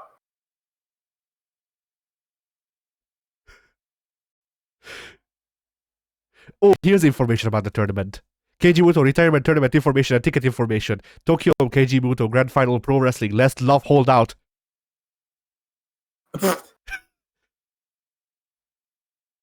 Oh, because Muda for a while said his wrestling philosophy was wrestling love because he loves wrestling. Ah. Yeah. Yes. I need to know about this. They need to know more about this. Fist King. Alright, Fist King / Keno. Rebellious Fist. Oh, it's Ghetto? Keno, apparently. Keno. Oh, Keno. Okay, Yeah. Keno. I was going to say, isn't Ghetto fucking ancient? Yeah, Keno, I think I've heard of before. I think I've also heard of him before as well, but I like his nickname better. Yeah. Like it's obviously supposed to be a reference to fucking Fist of the North Star, but you know. Well, what moves do you think he does? PSI Fisted Alpha. I was going to say kicks, but that is also acceptable.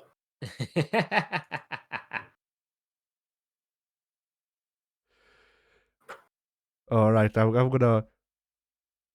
Okay, I like this name. This is a dumb name, but I like it. Apparently, you can get tickets to Muda's the last match through their fan club, and they called the fan club of the company Noah's Ark. I love it. Okay. I think we've lost the meaning of what Noah was supposed to mean now. Yeah. Okay. All right. Yeah, there is no announced matches for the tournament just yet. Well, it's a tournament. It's probably going to take up the whole card. Yeah, that's true. But yeah, Keno is Fist King. By the time the guy gets to Muda, they'll be so fucking tired. Muda's just going to Shining Wizard them immediately. But yeah, you know, I wish Muda got something in the West, so it after WCW, I mean, so that he would be more visible in the West. But like he's also 5 million years old, I can't blame him for retiring. In fact, he probably should have retired 10 years ago, but you know. Possibly.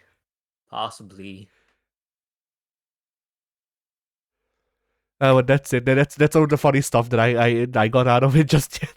I could keep looking, but I don't think we need to delay stuff more. We need to we have to look forward to Fist King.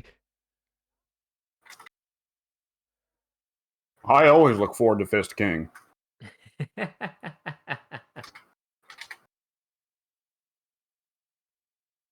So, Pank, when were you going to tell me that you found out that they're actually attached text chats to voice chats? Oh, you Was didn't I gonna know, tell you right? what? The attached text chat to the voice chat. What is? I don't know what that is. Pink. What are you talking about? You're the last one who put a message in it.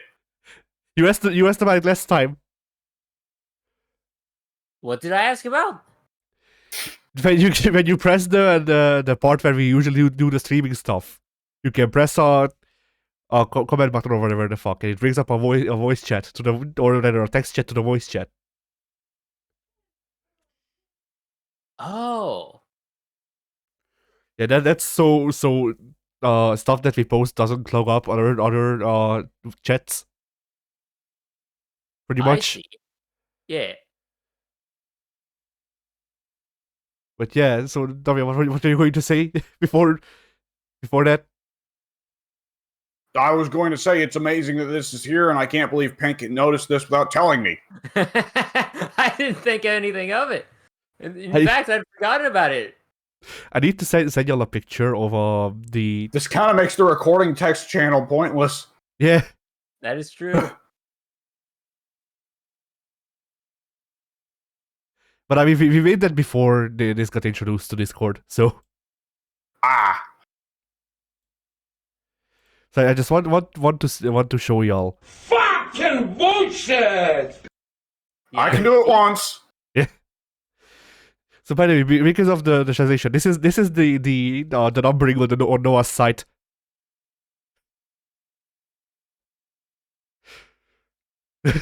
Oh. 1, 2, 3, 4 spelled out. 5 spelled out. 6, 7, 8, 9, 10 spelled out. Yeah. I like it.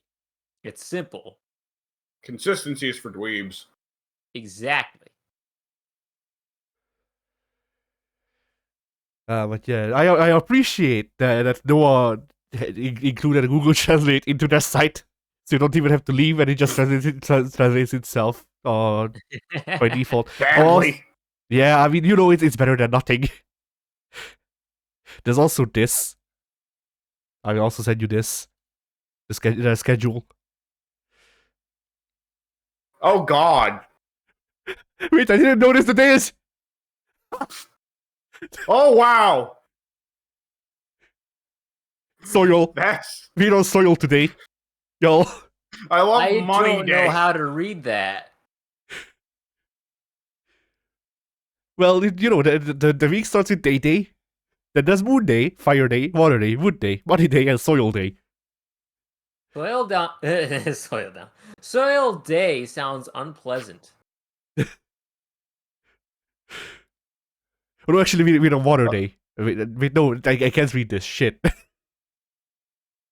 I'm not reading Something things. I find funny about choosing between tournament schedule or various events. Yeah. Like a relatively logical, like, oh yeah, tournament schedule, that makes sense. Various events, like that just implies everything else. Bunch of bullshit. Yeah, like we have tournaments. We also have clowns that show up sometimes. Possibly, we don't know yet. It's a mystery. Truly. But, yeah, I guess I can send you all the missed pickup picture as well then.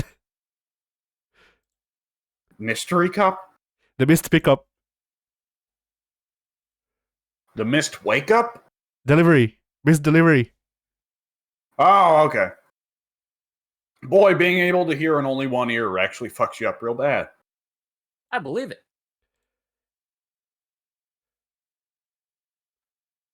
There you go.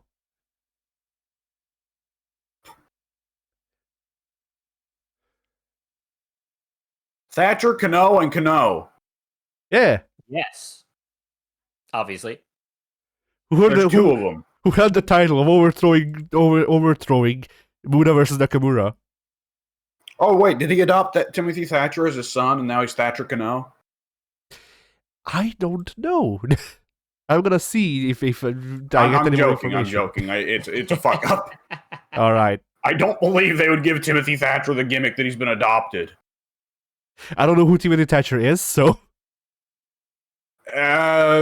Big British thug goon who was with WWE for like a second, and then he was part of the Great Purge. okay, yeah, no. He only really had the gimmick of being Ciampa's goon, right, Pink? Yeah.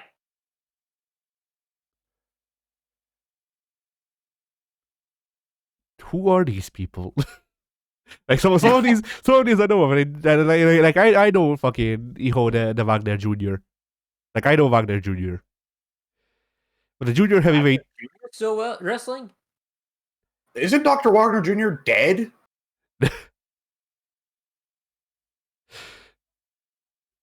I'm gonna look that up. I could have sworn right. Dr. Wagner Jr. was dead. I don't think this is just straight up Dr. Wagner Jr. I think this is son of Dr. Wagner Jr. What? Probably. But he is sitting on the no, national Dr. Wagner throne. Jr. is still alive.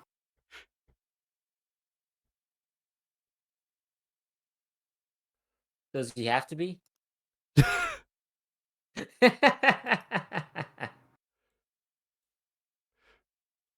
I don't know if that's actually what it's supposed to say, but it is a funny picture to me. Oh, I might have got confused because he's the brother of Silver King, and Silver King's dead. Ah. Oh yeah, rest in peace. Yep. After 30 years of bonding, Sting, an eternal rival and ally, joins Muta's last match. I don't know what the fuck this is.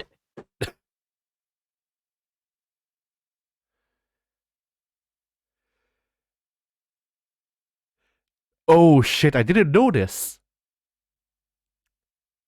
So SNS used to be a social network in Japan. I guess used to be.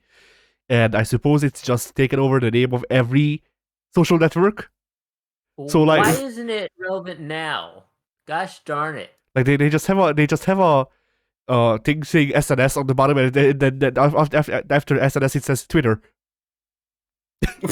So I gotta assume that SNS just. By the way, I want to get this network. in real quick. Yeah? I feel like we were dangerously close, Addy, to a position where you're the only one really talking, because I think Pink just got fucking harangued by some degree of construction work, and I could drop. No, that was me. That came from my end.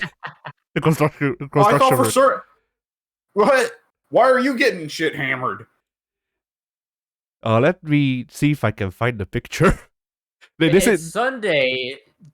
Sunday in the world, at God least damn it. in America, maybe not in New Zealand. But if people are working outside over here, they're not getting paid for it. Sunday, one day only. So what? Keno and Keno Thatcher or whatever the fuck. Why not make your people work on Sundays then?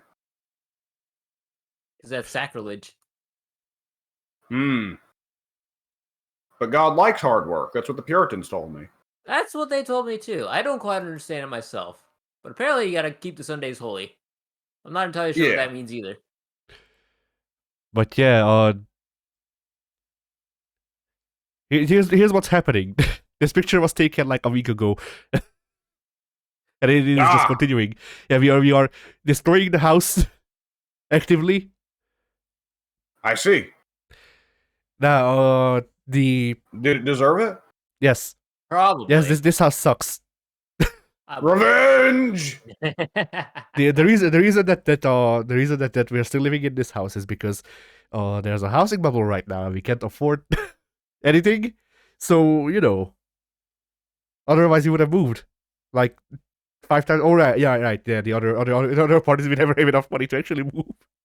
Like even if we sell this house, it's only enough money to pay off the debt on this house. So Oof. Yeah.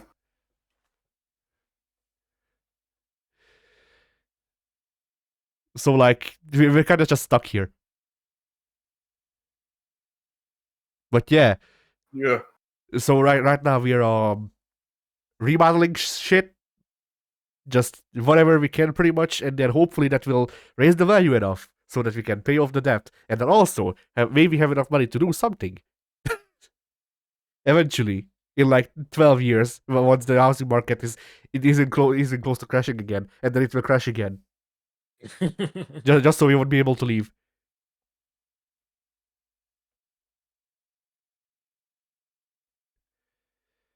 But yeah, I'm just looking at the Noah stuff and just trying to find funny translations, but we can wrap it up, I think. All right, sounds good to me. Yeah. So yeah, I think we can call it a podcast. Eddie, say bye.